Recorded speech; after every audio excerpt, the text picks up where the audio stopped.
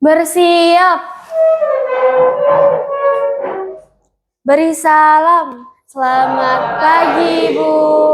Oke, selamat pagi. Silakan duduk. Sebelum kita mulai pelajaran, boleh Sela pimpin kita dalam doa. Mari kita tenang, kita satu di dalam doa, dalam nama Bapa dan Putra dan Roh Kudus. Amin. Allah Bapa dalam surga, terima kasih atas berkat-Mu hingga pada saat ini kami boleh kembali bersekolah. Ya Tuhan, sekarang kami akan memulai proses pembelajaran kami. Tuntun dan sertailah kami agar proses pembelajaran ini boleh berjalan dengan lancar seturut dengan kehendak-Mu. Inilah doa yang kami sampaikan kepadamu dengan perantaraan Kristus, Tuhan dan Juru Selamat kami. Amin. Dalam nama Bapa dan Putra dan Roh Kudus. Selamat pagi semua. Pagi. Apa kabarnya hari ini? Baik. Sehat?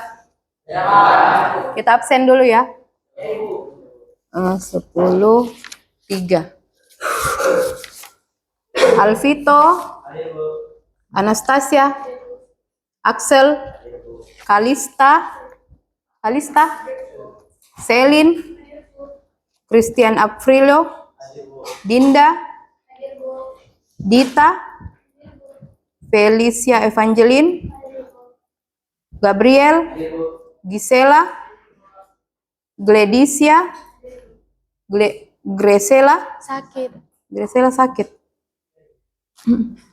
Satria, Janisa, Juanda Farah, Juanito, Kevin, Sela, Hadir Ibu.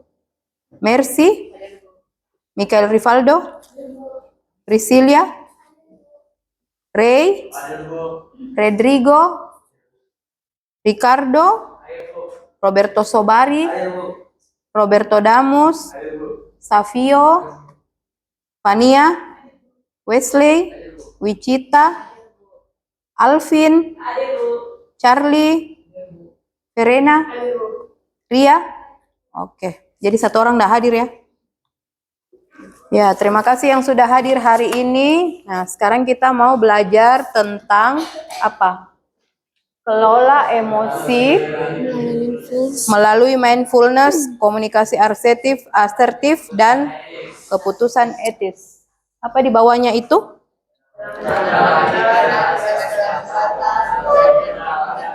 Ya, tenang dalam pikiran, tegas dalam kata, bijak dalam tindakan. Apa maksudnya itu? Kita akan belajar. Nah, yang diharapkan setelah mempelajari ini, kita bisa apa? Yang pertama, apa di situ? 1. Mengenali dan mengelola emosi secara sadar. Yang kedua, berkomunikasi dengan sopan, tegas, dan empatik.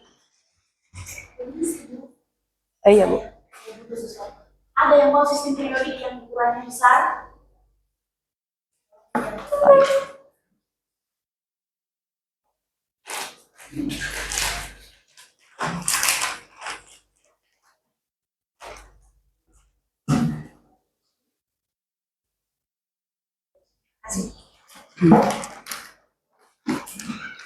Yang kedua apa?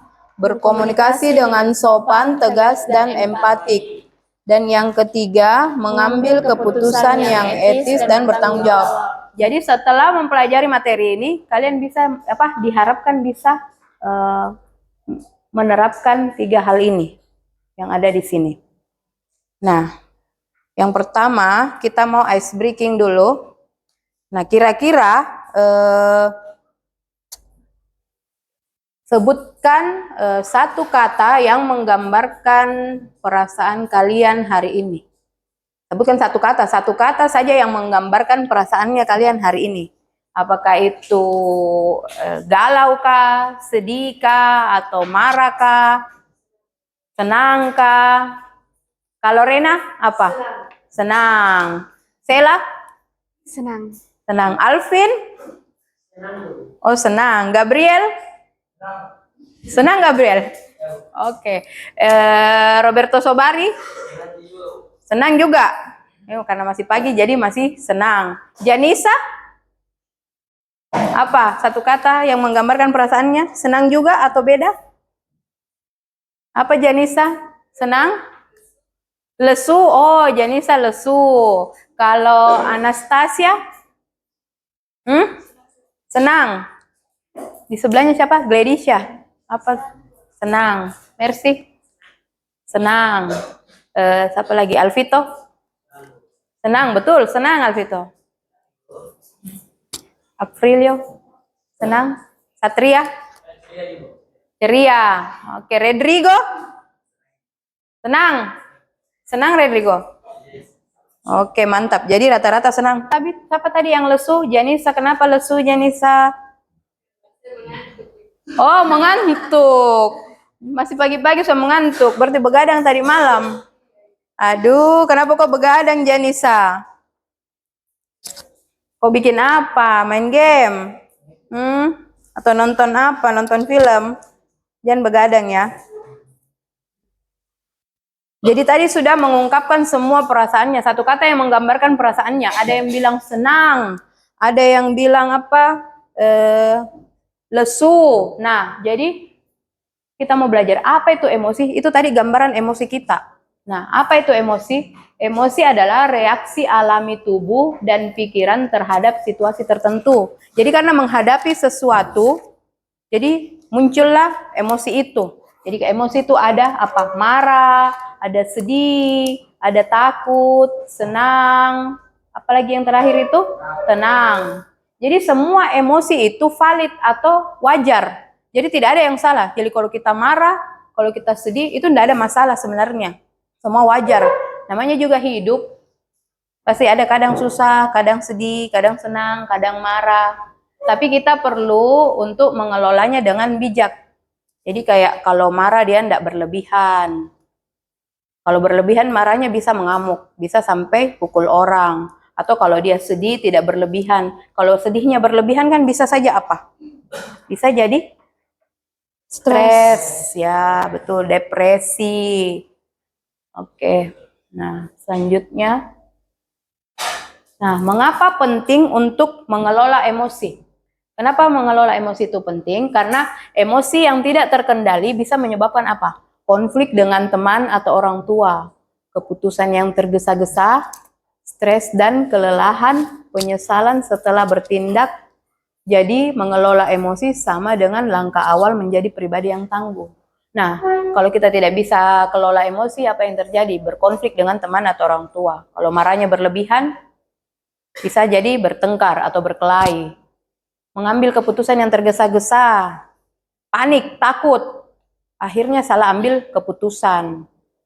Terus stres dan kelelahan, kalau dia terlalu sedih, terlalu galau, akhirnya jadi stres dan bisa jadi juga kelelahan. Nah, penyesalan setelah bertindak. Nah, tadi karena mengambil keputusan tergesa-gesa, karena dia takutnya berlebihan, akhirnya salah ambil keputusan. Akhirnya dia menyesal setelah mengambil keputusan yang salah. Nah, jadi itu kenapa kita harus mengelola emosi supaya tidak terjadi hal yang seperti itu. Nah, berikutnya kita mau belajar tentang mindfulness atau kesadaran penuh. Mindfulness adalah menyadari apa yang terjadi pada diri kita di saat ini tanpa menghakimi. Jadi kalau kita tahu bahwa kita, oh saya lagi sedih, atau oh saya lagi marah, tapi kita tidak, memang saya yang goblok sih. Kita tidak kita tidak menyalahkan diri kita atas perasaan yang terjadi.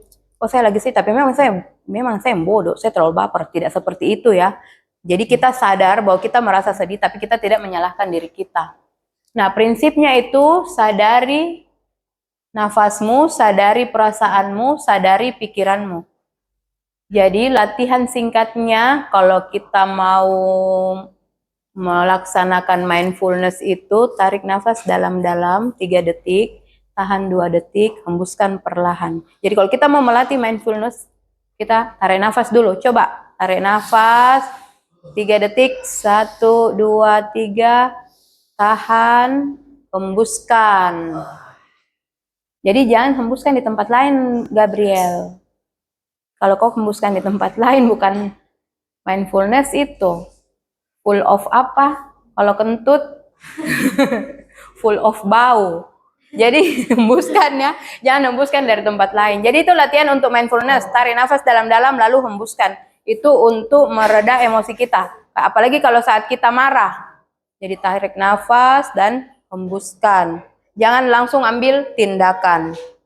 Nah, yang berikutnya latihan mindfulness. Nah, coba tadi kita sudah latihan menenangkan pikiran. Ini juga bisa dilakukan untuk melatih mindfulness, menenangkan pikiran, duduk yang nyaman, tutup mata, fokus pada nafas, sadari emosi tanpa menolaknya, hembuskan perlahan dan lepaskan ketegangan. Tanyakan setelah latihan apa yang kamu rasakan setelah berlatih mindfulness. Siapa yang tadi kan ada yang senang, siapa yang lagi galau? Atau lagi sedih, atau lagi ada jengkel-jengkelnya sedikit? Siapa?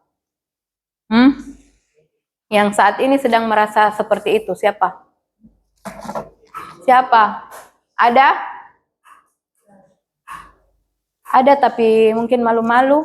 Nah, kalau yang malu-malu mungkin ada yang merasa seperti itu tapi malu-malu, boleh lakukan ini. Mungkin nanti kalau keluar main tidak reda-reda perasaan sedihnya, marahnya, galaunya, boleh praktekkan ini.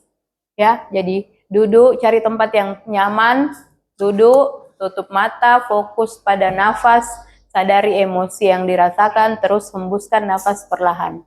Setelah itu tanyakan apa yang kamu rasakan setelah berlatih mindfulness, apakah ada perubahan atau tidak. Tapi saya harap ada ya. Oke. Berikutnya kita mau belajar tentang komunikasi asertif.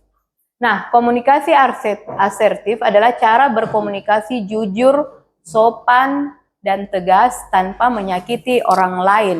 Nah, kita lihat ada 3 gaya komunikasi, ada pasif, agresif, dan asertif.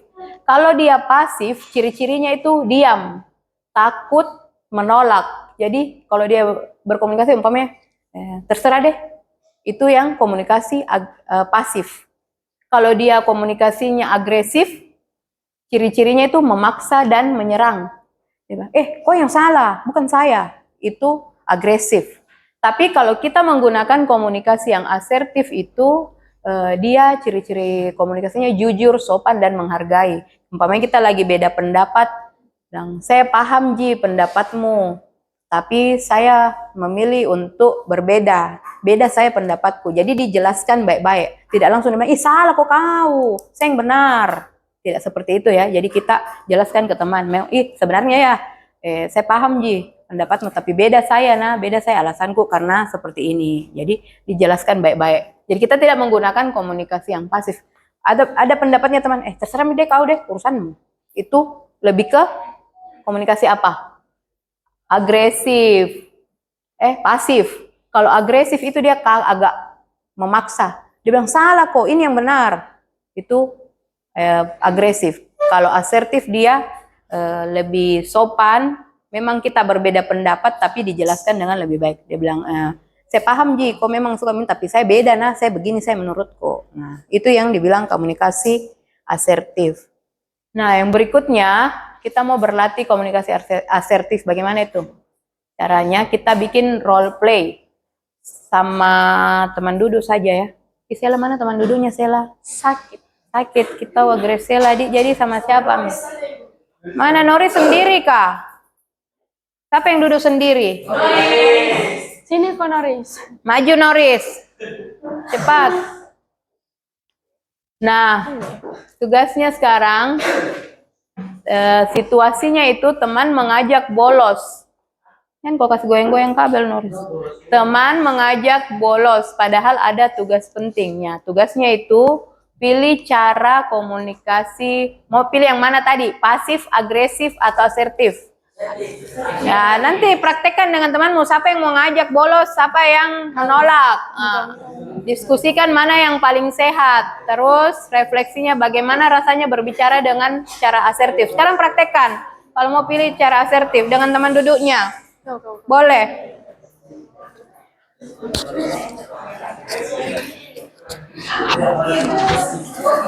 Ya, praktekkan.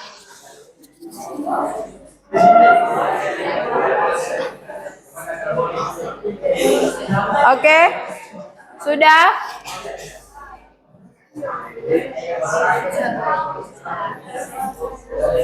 Siapa yang ada? Jadi berdua nih, ada yang mengajak dan ada yang diajak. Tentukan, Mem.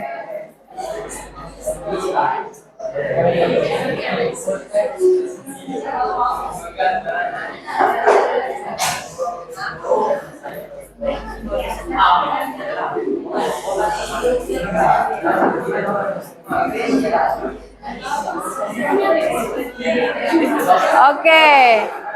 Cukup, sudah latihan cukup nah? Cukup latihannya. Sekarang kita mau praktek. Kita mau praktek. Siapa? Sela dengan Noris. Siapa? Alvin? Ya, Alvin dan Gabriel sini. Cepat. Di depan sini mau.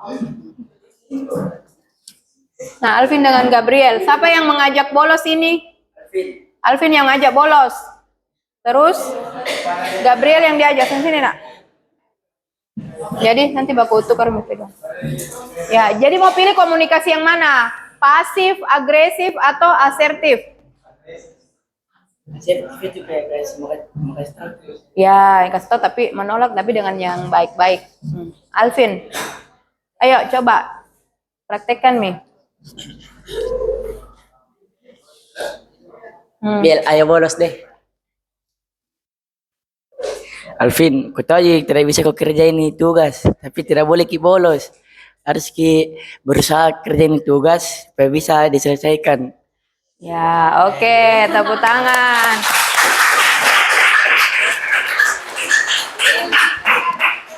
Jadi tadi Alvin ajak Biel bolos karena Alvin nggak kerja tugas. Tapi Biel bilang, saya tahu kau nggak kerja tugas, tapi kita tidak boleh bolos. Tapi caranya tahu menjelaskan dengan sopan, tidak yang ngegas.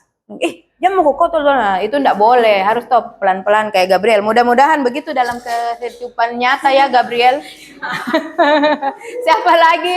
Siapa lagi yang mau praktek? Sela dan Noris. Ayo. Berdiri kayak Alvin sama Gabriel tadi. Siapa yang mengajak, siapa yang diajak? Kau mengajak bolos, Noris? Ya, Noris yang mengajak. Noris yang mengajak bolos. Sela yang diajak. Ayo. Sela, ayo bolos deh. Malas ke masuk mata belajarnya Ibu. Bu Erik. Menurutku saya toh jangan mi bolos karena kalau kau bolos tidak ada pelajaran yang mau dapat.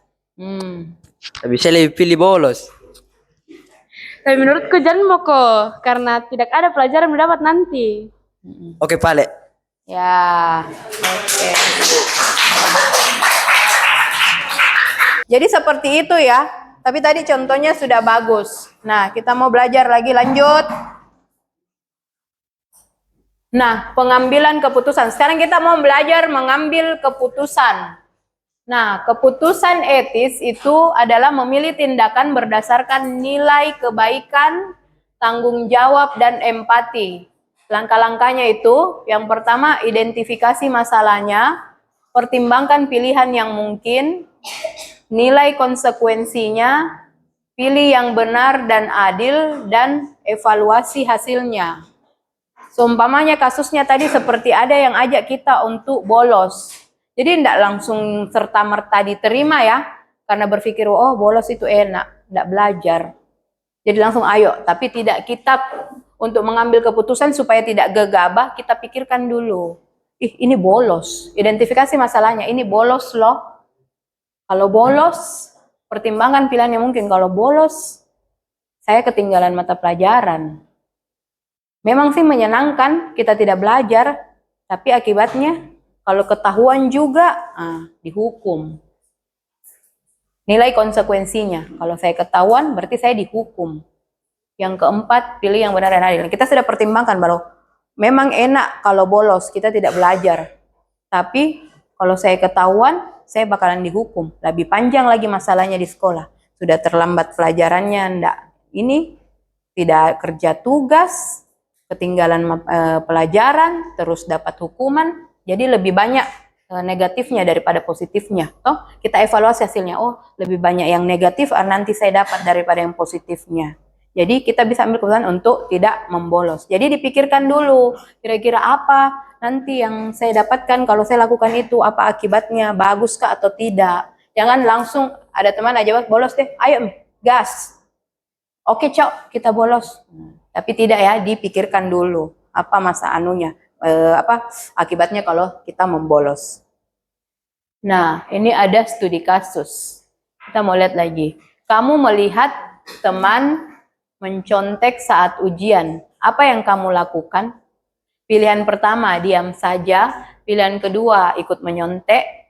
Pilihan ketiga, menasehati teman dengan sopan. Mana yang paling etis? Mengapa?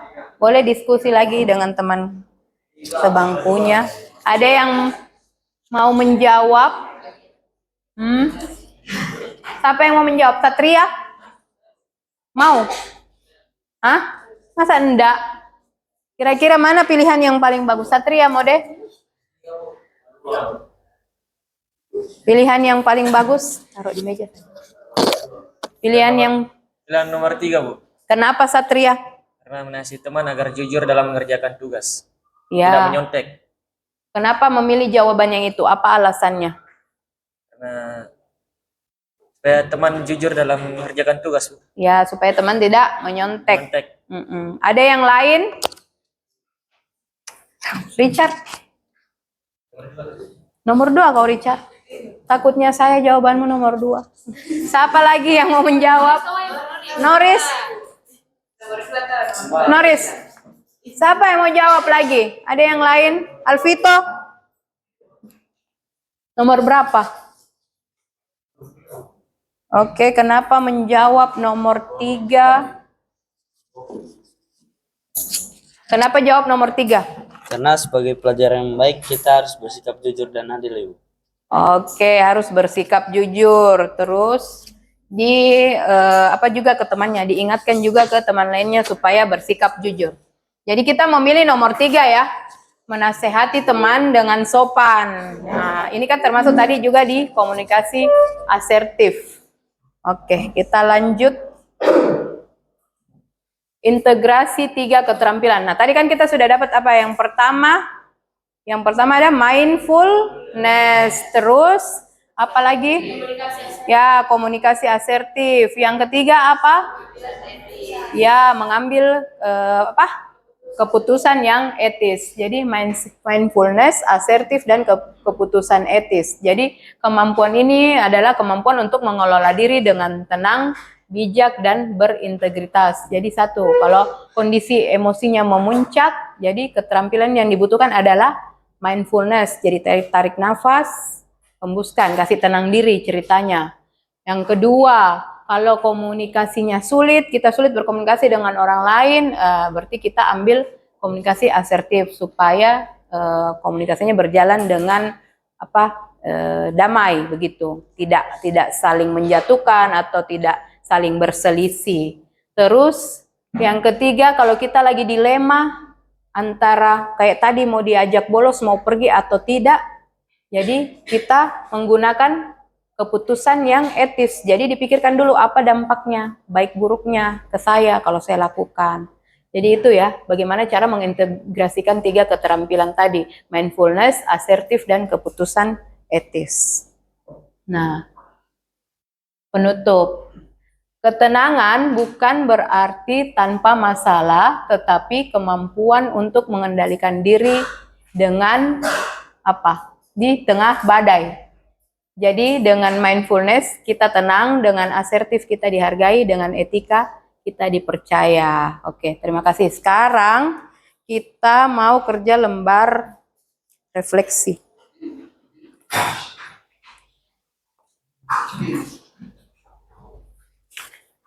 Nanti satu orang satu. Mungkin tidak cukup. Lagi dulu. Lagi ke belakang.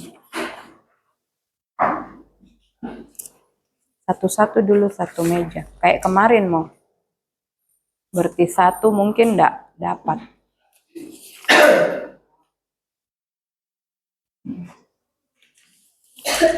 Over ke belakang.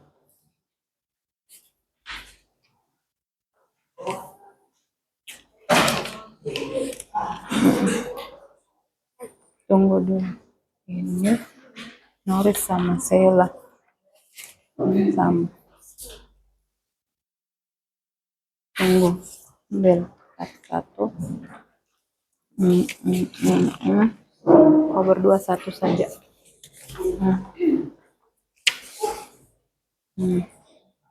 Satu-satu saja.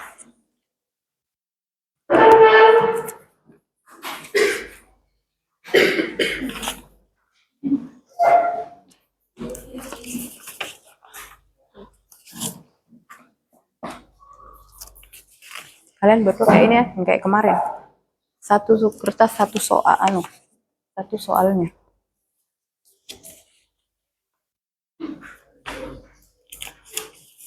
Ini cewek-cewek.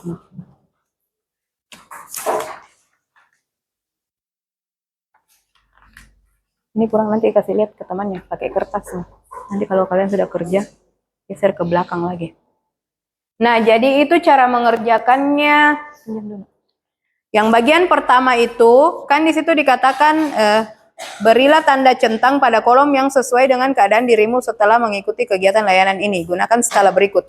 4 itu berarti selalu, 3 itu sering, 2 kadang-kadang, 1 tidak pernah. Jadi umpamanya, saya mampu menyadari emosi yang saya rasakan saat ini. Jadi setelah menerima materi ini, kamu merasa bagaimana? Apakah mampu? Kalau memang selalu, ya jawab 4. Kalau sering, jawab 3. Kalau 2 kadang-kadang. Kalau 1 itu berarti tidak pernah. Jadi mengerti ya cara mengerjakannya.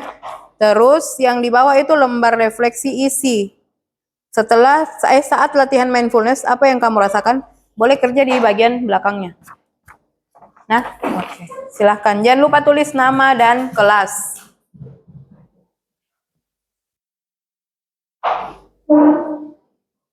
Sorot dulu, baru pause.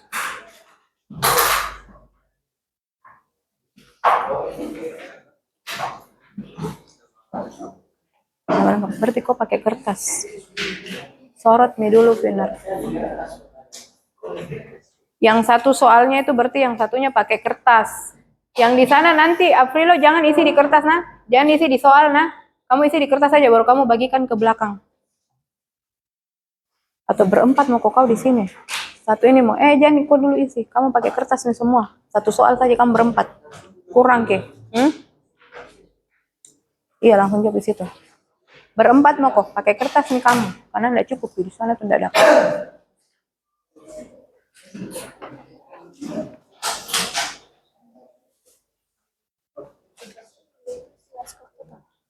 Tidak usah diisi. Skor total itu tidak usah diisi, nanti ibu yang isi.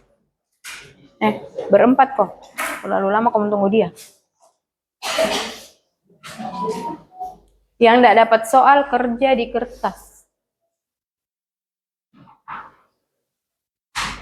Pinner tunggu dulu.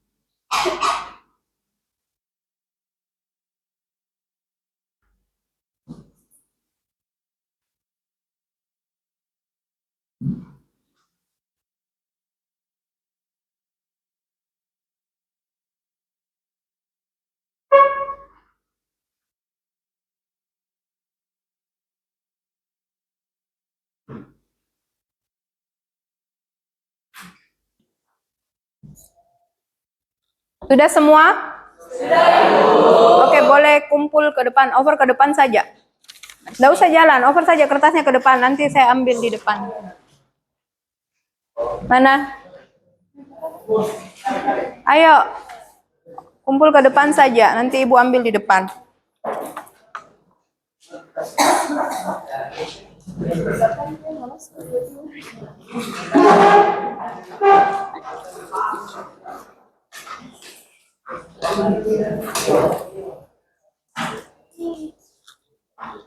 What?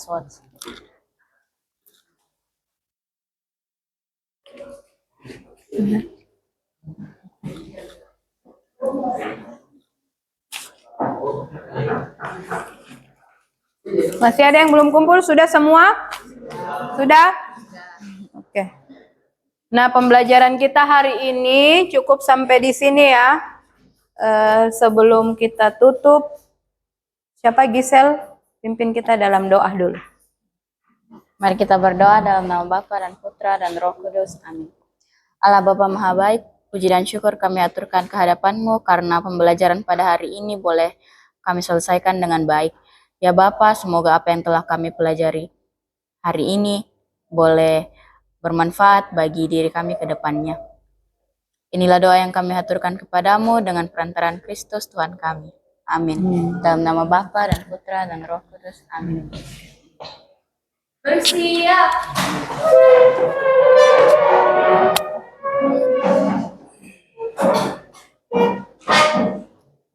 Beri salam. Oke, terima kasih.